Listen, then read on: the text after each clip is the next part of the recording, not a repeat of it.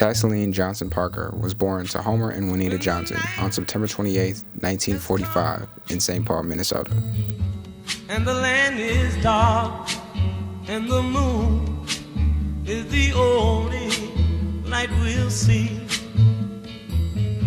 My grandma, Tasslean Parker, she used to have this saying. It was something like, no matter what task, big or small, do it well or not at all. And, it's basically just encouraging us to do whatever it is that we're going to do to the best of our ability. And, she didn't want us to do half jobs on anything, and that it shows character. I was young, I was becoming who I was going to be for the rest of my life. But I had a lot of goals for myself, and one of the problems was that I didn't follow through with all of them, and I didn't pursue them like I should. And that's what she taught me, and since then I've kind of been, even when it comes to folding a bed, or making a bed, I have to make sure it's clean and neat underneath and properly made, because that's what Grandma would say.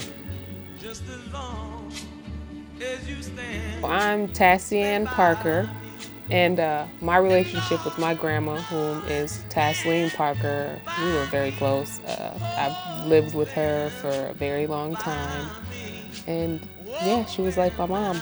She was definitely good at telling her life and giving good advice. Me and Grandma did a garden together recently, and that was the first time I actually planted the garden, and it was pretty nice. Of course, she planted like tomatoes. This time we had planted watermelons. We was hoping they was gonna grow because we did it late. But yeah, that was pretty good considering the fact that I always help her pick the greens, so that's fun because I love her greens.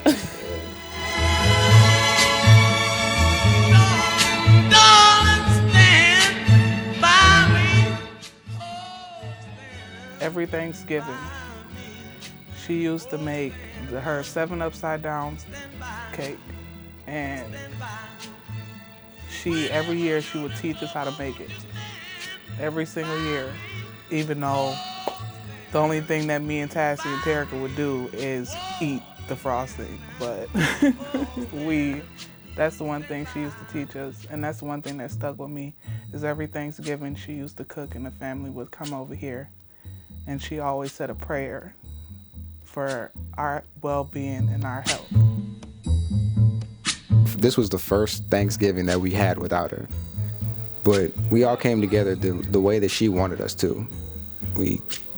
Everybody pitched in, people brought food or cooked food, and we all came together in her house.